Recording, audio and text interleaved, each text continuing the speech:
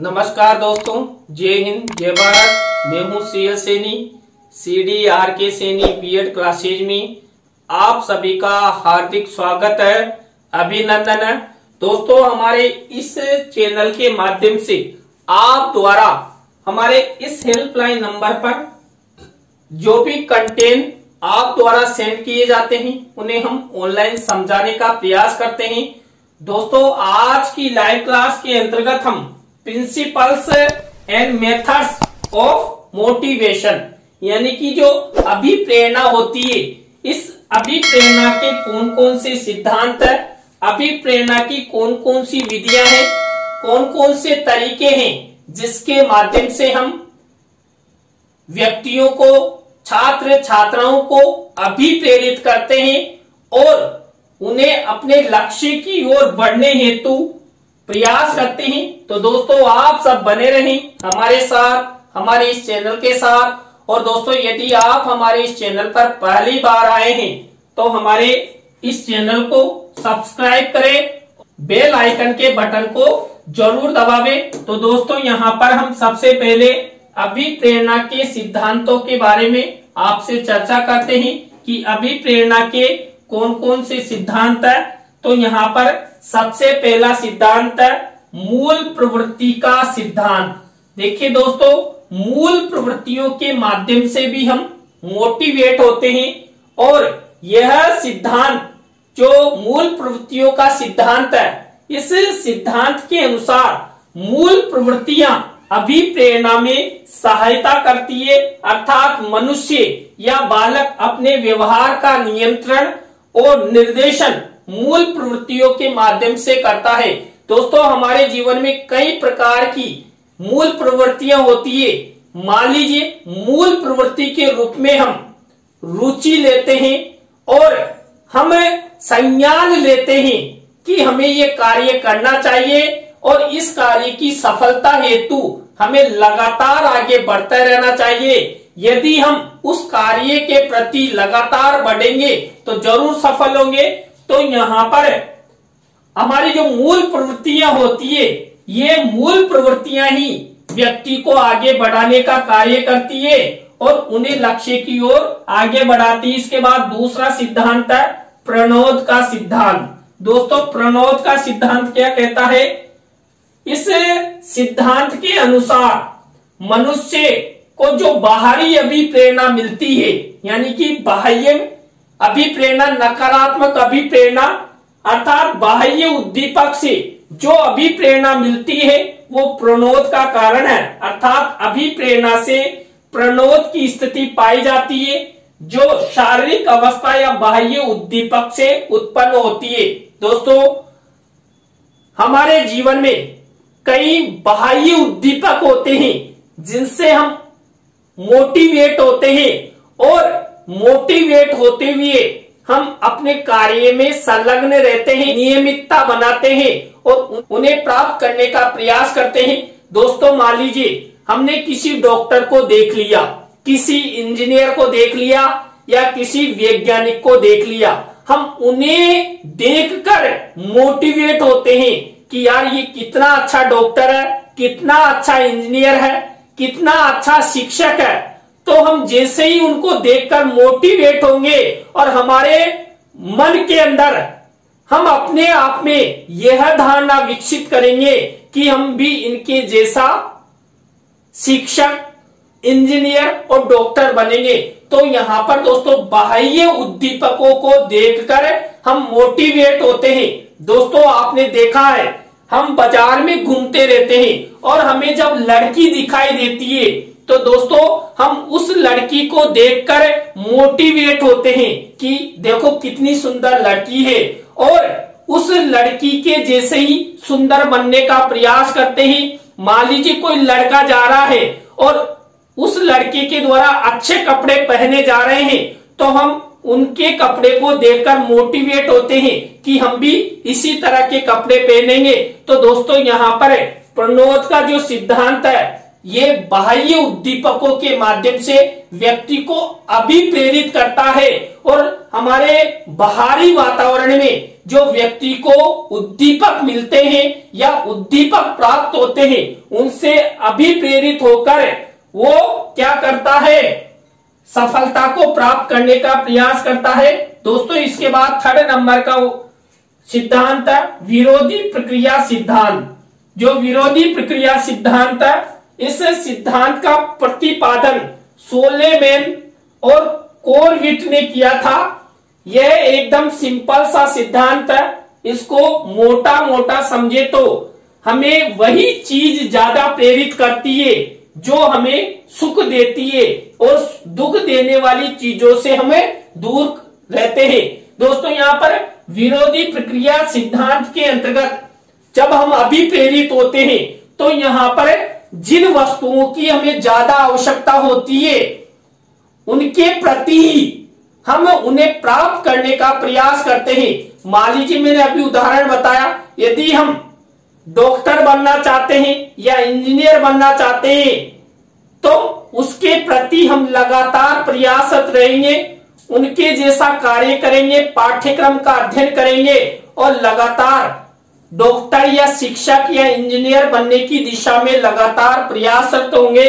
तो यहाँ पर हम क्या करते हैं, जो हमें अधिक प्रिय हो, जिसमें हमारी रुचि हो, ऐसी वस्तुओं के प्रति हमें अभिप्रेरित होते हैं और अपनी आवश्यकता के अनुसार उन्हें प्राप्त करने का प्रयास करते हैं। और जिन वस्तुओं में हमारी रुचि नहीं होती है तो हम उनके प्रति अभिप्रेरित नहीं होते हैं। मान लीजिए किसी व्यक्ति को रसगुल्ले पसंद है, अब यहाँ पर उसकी रुचि रसगुल्लों के प्रति है तो वो रसगुल्ले खाने के लिए अभिप्रेरित होगा और उसे कह दिया जाएगा कि वहां पर रसगुल्ले का डिब्बा रखा हुआ है तो वो और अधिक उत्साह से अभिप्रेरित होकर रसगुल्ले प्राप्त करने का प्रयास करेगा। और मान लीजिए कोई व्यक्ति है जिसको मिठाई पसंद नहीं है, अब वह उस व्यक्ति को कहा जाए कि वहां मिठाई रखी हुई है, आप मिठाई ले आओ, नहीं, वो व्यक्ति उस मिठाई के प्रति अभिप्रेरित होगा ही नहीं। क्यों? क्योंकि यहाँ पर जो विरोधी प्रक्रिया सिद्धांत है, यह सिद्धांत यही कहता है कि जिन वस्तुओं, जिन उद्दीपकों के प्रति हमारी रुचि होते हैं उनके प्रति तो हमें सक्रियता बनाते हैं, उन्हें प्राप्त करने का प्रयास करते हैं, लेकिन जिनके प्रति हमारी रुचि नहीं होती है हमें उसके प्रति अभिप्रेरित नहीं होते। दोस्तों हम मार्केट में जा रहे हैं और हमें अच्छी लड़की दिखाई देती है, एकदम सुंदर, अच्छा मेकअप, तो हम उसके प्रति अभिप्रेरित होंगे। और दोस्तों यदि हमें मार्केट में कोई चेहरे से ब्लैक कलर की लड़की दिखाई देती है तो हम उसके प्रति अभिप्रेरित नहीं होंगे क्योंकि हमारी पसंद ब्लैक कलर नहीं है। तो इस तरह हमें विरोधी प्रक्रिया सिद्धांत के अनुसार अभिप्रेरित होते हैं। अब इसे किसी किताबी भाषा के समझे तो सुख देने वाले लक्ष्यों को प्राप्त करने हेतु हम प्रेरित रहते हैं, जबकि अप्रसन्न करने वाले लक्ष्यों से दूर रहते हैं। मान लीजिए जिन उद्दीपकों, जिन वस्तुओं से हमें प्रसन्नता मिलती है उन्हें हम प्राप्त करना चाहते हैं और जो हमारे जीवन में सुख प्रदान नहीं करते ऐसी वस्तुओं से हम दूर रहते हैं, क्योंकि इस सिद्धांत में सुख, दुख, हर्ष, पीड़ा आदि सम्मिलित है। तो इसी वजह से प्रेरणा के इस सिद्धांत को संवेग का सिद्धांत भी कहा जाता है, क्योंकि यहाँ पर हम रुचि के अनुसार अपने संवेग उत्पन्न करते हैं। देखिए लड़की को देखकर हमारे संवेग कैसे होंगे, हम लड़की के प्रति मुस्कुराएंगे और ब्लैक कलर की यदि लड़की दिखाई देती है तो हम मुंह मोड़ लेंगे। तो इस तरह हमारे संवेग उत्पन्न होते हैं, किसके अंतर्गत? विरोधी प्रक्रिया सिद्धांत के अंतर्गत। इसके बाद नेक्स्ट सिद्धांत है मरे का अभिप्रेरणा सिद्धांत। दोस्तों इस सिद्धांत के अंतर्गत क्या होता है, मरे ने इस सिद्धांत में अभिप्रेरणा को आवश्यकता कहा है, अर्थात मरे इस सिद्धांत को आवश्यकता के रूप में बताते हुए कहते हैं कि प्रत्येक आवश्यकता के साथ एक विशेष प्रकार का संवेग जुड़ा हुआ होता है।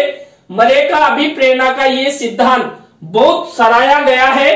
छात्र इसका अध्ययन और यहाँ तक कि इस पर रिसर्च भी करते हैं। दोस्तों यहाँ पर जो मरेका अभिप्रेरणा सिद्धांत है, ये सिद्धांत क्या कहता है कि हमारे जीवन में जो आवश्यकताएं होती है, उन आवश्यकताओं के साथ कुछ न कुछ संवेग उत्पन्न होते हैं और उन संवेगों के द्वारा हम क्या करते हैं, अभिप्रेरित होते हैं और उन्हें हम प्राप्त करने का प्रयास करते हैं। इसके बाद दोस्तों हम आपको अभिप्रेरणा की जो विधियां हैं, अभिप्रेरणा के जो तरीके हैं, उनके बारे में बताते हैं। तो यहां पर दोस्तों सबसे पहला है खेल। इसे खेल विधि भी कह सकते हैं या खेल के माध्यम से भी जो छात्र छात्रा होते हैं उन्हें अभिप्रेरणा मिलती है, वो मोटिवेट होते हैं। छात्र उन आनंददायक अनुभवों की इच्छा करते हैं जिनसे संतोष प्राप्त होता है। खेलों से संतोष प्राप्त होता है। शिक्षक को खेलों द्वारा आनंददायक अनुभव देने चाहिए जिससे विद्यार्थी को संतोष मिले। संतोषप्रद प्रेरणा ही विद्यार्थी को अधिक ज्ञान प्राप्त करने के लिए प्रेरित करती है। दोस्तों हम जब खेल खेलते हैं और खेलों से हमें आनंद की अनुभूति होती है। अब दोस्तों यहाँ पर आनंद की अनुभूति ही जो बालक होते हैं उन बालकों को अभिप्रेरित करती है। और देखिए दोस्तों, आपने देखा होगा जो पूरे वर्ल्ड में फेमस खिलाड़ी होते हैं, ये खिलाड़ी खेलों के द्वारा ही अभिप्रेरित होते हैं, क्योंकि यहाँ पर संतोषप्रद अभिप्रेरणा उन बालकों को मिलती है और आनंद के साथ वो खेलते भी रहते हैं और लक्ष्य को प्राप्त करते भी रहते हैं। देखिए महेंद्र सिंह धोनी है, सचिन है, ये सब संतोषप्रद अभिप्रेरणा के द्वारा यानी कि खेलों के माध्यम से अभिप्रेरित हुए और खेल खेल में खेलते हुए आज पूरे वर्ल्ड में प्रसिद्ध हो चुके हैं। हर देश उनके बारे में जानता है। तो यहाँ पर खेल के माध्यम से भी हम अभिप्रेरणा को बढ़ा सकते हैं। इसके बाद रुचियां। विद्यार्थी जिस कार्य में अधिक रुचि लेता है उसमें उसकी अधिक अभिप्रेरणा होगी और अभिप्रेरणा से वह कार्य शीघ्र एवं भली भांति सीखा जा सकेगा।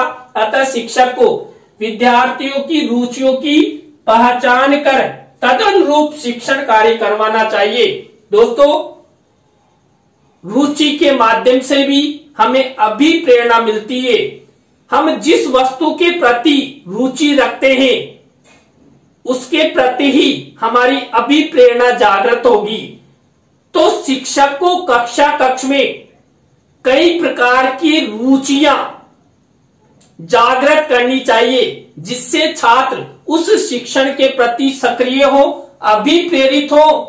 कई प्रकार के ऐसे तरीके अपनाने चाहिए जिससे छात्र सक्रिय होकर शिक्षण के प्रति रुचि ले और अभिप्रेरित होकर वो अच्छा ज्ञान प्राप्त करे। इसके बाद दोस्तों नेक्स्ट विधि है सफलता। दोस्तों मैंने आपको पहले भी बताया था, एक बार सफलता मिलने पर हमें लगातार और अधिक सफलताएं प्राप्त करने का प्रयास करते हैं। तो दोस्तों सफलता से भी प्रेरणा मिलती है। अध्यापक को समस्त कक्षा के लिए सफलता के लक्ष्य निर्धारित करने चाहिए जिनकी प्राप्ति सुगमता से हो सके। यदि विद्यार्थी का लक्ष्य लाभप्रद है तो वह सफलता प्राप्ति के लिए प्रयत्नशील होगा और तुरंत मिलने वाले कम लाभ को छोड़ देगा। दोस्तों यहाँ पर शिक्षक छात्र छात्राओं के लिए कई प्रकार के उद्देश्य बनाता है, लक्ष्य बनाता है और यदि छात्रों द्वारा उन लक्ष्यों को प्राप्त कर लिया जाता है तो छात्र क्या होते हैं, मोटिवेट होते हैं, अभिप्रेरित होते हैं और अभिप्रेरित होकर वो ये चाहेंगे कि आज हमने 2 लक्ष्य प्राप्त किए हैं, कल हम 4 लक्ष्य प्राप्त करेंगे और एक दिन इस देश में, इस राज्य में हम अपना नाम रोशन जरूर करेंगे। तो दोस्तों आपने देखा होगा कई व्यक्ति एक व्यवसाय की सफलता के बाद दूसरा व्यवसाय करते हैं, दूसरे व्यवसाय की सफलता के बाद थर्ड नंबर का व्यवसाय करते हैं, यानी व्यवसाय में वृद्धि करते रहते हैं, उसका मुख्य कारण है सफलता। तो व्यक्ति को एक बार सफलता मिल गई तो लगातार वो अभिप्रेरित होगा और आगे बढ़ता जाएगा। इसके बाद प्रतिद्वंदिता, पाठ्य सहगामी क्रियाओं में प्रतियोगिता प्रेरणा का एक विशिष्ट साधन है। विद्यालय में अध्यापक विद्यार्थियों के मध्य प्रतियोगी कार्यक्रमों के माध्यम से प्रेरणा प्रदान कर सकता है। दोस्तों, स्कूली शिक्षा के अंतर्गत कई प्रकार की पाठ्य सहगामी क्रियाएं, प्रतियोगिताएं, परीक्षाएं आयोजित करवाई जाती है। उन्हें प्रतियोगिता परीक्षाओं या पाठ्य सहगामी क्रियाओं के माध्यम से भी छात्र छात्रा अभिप्रेरित होते हैं, क्योंकि यहाँ पर दोस्तों पाठ्य सहगामी क्रियाओं और प्रतियोगिता परीक्षाओं में प्रतिद्वंदता नामक अभिप्रेरणा जागृत होती है। यहाँ पर छात्र एक दूसरे को पीछे छोड़ना चाहते हैं कि इसके आगे मैं निकलूं। तो व्यक्ति या बालक लगातार क्या करेगा, सफलता की प्राप्ति हेतु प्रतिद्वंदता अपनाते हुए वो कार्य करेगा, शिक्षण करेगा, ज्ञान की प्राप्ति करेगा और आगे बढ़ने का वो प्रयास करेगा। दोस्तों, इसके बाद नेक्स्ट विधि है सामूहिक कार्य। देखिए, हम समूह रूप में जब कार्य करते हैं तो दोस्तों हमें प्रेरणा मिलती है, हम मोटिवेट होते हैं। विद्यार्थी अवलोकन और अनुकरण द्वारा सुगमता से सीखता है, इसलिए विद्यार्थी को प्रेरित करने के लिए अध्यापक को सामूहिक कार्यों के आदर्श प्रस्तुत करना चाहिए, जिसको देखकर विद्यार्थी अनुकरण कर सके। ऐसे आदर्शों का प्रदर्शन श्रव्य और दृश्य सामग्री के उपयोग से किया जा सकता है। छात्रों को सामूहिक कार्यों की ओर प्रेरित किया जा सकता है। दोस्तों, कक्ष में शिक्षक द्वारा कई बार छात्र छात्राओं को प्रोजेक्ट वर्क दिया जाता है, तो यहाँ पर छात्र छात्राओं को व्यक्तिगत आधार पर प्रोजेक्ट वर्क न देकर सामूहिक रूप में देना चाहिए, जिससे सभी छात्र सक्रिय रहेंगे और समूह रूप में आपस में वो प्रेरित होंगे। मान लीजिए एक प्रोजेक्ट को करने के लिए 8 विद्यार्थियों की आवश्यकता है, अब उसमें से 4 विद्यार्थी उस प्रोजेक्ट के बारे में नहीं जानते हैं, लेकिन 4 विद्यार्थियों से वो अन्य 4 विद्यार्थी भी अभिप्रेरित होंगे। तो दोस्तों, यहाँ पर इस तरह जो 8 विद्यार्थी वो अभिप्रेरित होकर उस लक्ष्य को प्राप्त करेंगे, अर्थात उस प्रोजेक्ट कार्य को पूरा करेंगे। तो यहाँ पर सामूहिक कार्य शिक्षक द्वारा प्रदान करने चाहिए, जिससे अभिप्रेरित होकर छात्र अपने लक्ष्य की ओर बढ़ सके। इसके बाद प्रशंसा को सुदृढ़ करना। विद्यार्थियों को अभिप्रेरित करने में प्रशंसा अधिक प्रभावशाली होती है। प्रेरणा की यह सुदृढ़ता व्यक्तिगत विद्यार्थियों में भिन्न भिन्न होती है। उचित अवसर पर ही प्रशंसा का प्रयोग करना चाहिए। मान लीजिए दोस्तों, किसी छात्र द्वारा अच्छा कार्य किया गया तो उसे शाबाशी प्रदान करनी चाहिए, उसकी प्रशंसा करनी चाहिए कि बेटा बहुत अच्छा कार्य किया है, आज आपने एक लक्ष्य प्राप्त किया है। इसी तरह आप प्रयासरत रहेंगे, कार्य करेंगे तो कल 2 उद्देश्य, कल 3 उद्देश्य, इस तरह हम उसको मोटिवेट करने हेतु लगातार लक्ष्य दिखाएंगे और लक्ष्यों को प्राप्ति यदि छात्र कर लेता है तो उसकी प्रशंसा करनी चाहिए। मान लीजिए माता पिता अपने बालकों को कई बार कह देते हैं, जा बेटा पानी ले आ, तो बच्चे क्या करते हैं, हाँ मैं लाऊंगा पापा के लिए पानी, मम्मी के लिए पानी मैं लाऊंगा। तो बच्चे क्या करते हैं, पानी लाकर जैसे पापा या मम्मी को देते हैं, तुरंत उन्हें शाबाशी प्रदान करनी चाहिए, अर्थात प्रशंसा करनी चाहिए कि बेटा आप बहुत अच्छे कार्य कर रहे हो। इसी तरह मान लीजिए हमारे घर में कोई मेहमान आ जाए, उनको भी इसी तरह पानी पिलाना है, तो इससे छात्र अभिप्रेरित होंगे और अधिक वो अपने कार्य के प्रति संलग्न होंगे और संलग्न रहते हुए ज्ञान की प्राप्ति करेंगे। इसके बाद पुरस्कार द्वारा उत्साहवर्धन शिक्षक को विद्यार्थी का उत्साहवर्धन करने के लिए उनके कार्य पर पुरस्कार प्रदान करने चाहिए। पुरस्कार विद्यार्थियों को पढ़ने के लिए उत्साहवर्धन में सकारात्मक प्रभाव डालते हैं। शिक्षक को पुरस्कार का प्रयोग इस प्रकार करना चाहिए जिससे विद्यार्थी में प्रेरित होकर स्वतंत्र रूप से घर पर पढ़ने में भी रुचि बनी रहे। दोस्तों, शिक्षक को शिक्षण के दौरान कई ऐसे कार्य करने चाहिए, जैसे मान लीजिए पुरस्कार। कोई छात्र अच्छा प्रोजेक्ट वर्क करता है, नियमित विद्यालय आता है, उसकी औसत उपस्थिति अच्छी है, तो शिक्षक द्वारा उसे पुरस्कार प्रदान करना चाहिए, उसकी प्रशंसा करनी चाहिए। अन्य विद्यार्थियों के सामने यदि मान लीजिए उसको तो मात्र एक पेन ही दिया जाए तो वो अपने आप में उत्साहवर्धित होगा, सक्रिय होगा कि देखो मेरी औसत उपस्थिति अच्छी रही या मैंने ये प्रोजेक्ट कार्य समय पे किया तो हमारे गुरुजी द्वारा हमें पुरस्कार प्रदान किया गया। तो उससे अन्य छात्र भी अभिप्रेरित होंगे और वो छात्र भी अभिप्रेरित होता हुआ लगातार अपने कार्य को बढ़ाएगा और लक्ष्य को प्राप्त करने का प्रयास करेगा। इसके बाद ध्यान एकाग्रता भी प्रेरणा में सहायक होती है।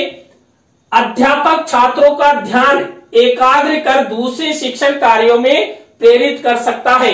दोस्तों, शिक्षण के दौरान छात्र छात्राओं को उनका मन कक्ष में रहे, उनका ध्यान भंग ना हो, इसके लिए कई बार शिक्षक द्वारा मोटिवेट किया जाता है और उस मोटिवेट के द्वारा छात्र अभिप्रेरित होते हैं और लगातार अपने लक्ष्य की ओर आगे बढ़ते हैं। दोस्तों, इसी तरह नेक्स्ट विधि है सामाजिक कार्यों में सहभागिता तथा सहयोग। सहयोग और सहभागिता भी प्रेरणा का महत्वपूर्ण साधन है। सहयोग की भावना पर ही समूह का निर्माण होता है। सहयोग और सहभागिता द्वारा संपूर्ण कक्षा को अध्ययन में व्यस्त रखा जा सकता है। दोस्तों, शिक्षक द्वारा कक्ष में कई प्रकार के सामूहिक कार्य प्रदान करना चाहिए जिससे पूरे छात्र लगातार सक्रिय बने रहे और सामूहिकता के कार्य के द्वारा वो अभिप्रेरित हो और उनमें सहयोग की भावना का विकास हो। इसके बाद है कक्षा का वातावरण। कक्षा में बाह्य एवं आंतरिक अभिप्रेरणा दोनों ही आवश्यक होती है। बाह्य प्रेरणा का संबंध विद्यार्थियों के बाह्य वातावरण से होता है, जबकि आंतरिक प्रेरणा का संबंध उनकी रुचियों, अभिरुचियों, दृष्टिकोण और बुद्धि आदि से होता है। यह प्राकृतिक अभिप्रेरणा होती है। इसके लिए शिक्षण विधि की आवश्यकता का ज्ञान, आत्म प्रदर्शन का अवसर योग्यता अनुसार देना चाहिए। तो दोस्तों, यदि कक्ष का वातावरण अच्छा रहेगा तो यहाँ पर छात्र छात्रा भी अभिप्रेरित होंगे। छात्रों को आंतरिक और बाह्य दोनों प्रकार की जो अभिप्रेरणाएं हैं वो प्रदान करनी चाहिए, जिससे कक्षा का वातावरण अच्छा बना रहे और छात्र लगातार कार्य करते हुए आगे बढ़े, अपने लक्ष्यों को प्राप्त करे। तो दोस्तों, आज की लाइव क्लास के अंतर्गत हमने अभिप्रेरणा के सिद्धांत और अभिप्रेरणा की विधियां यानी कि अभिप्रेरणा को बढ़ाने के तरीकों के बारे में आपसे चर्चा की। आज की लाइव क्लास आपको कैसी लगी कमेंट्स में हमें जरूर बताएं। अच्छी लगी हो तो लाइक करें, कमेंट्स करें और शेयर जरूर करें दोस्तों। और आप सब इसी तरह हमारे चैनल का सपोर्ट बनाए रखें। दोस्तों, आज की लाइव क्लास में बस इतना ही। न्यू लाइव क्लास के साथ हम आपसे फिर मिलेंगे CDRK सैनी BEd क्लासेज में। जय हिंद, जय भारत, राम राम।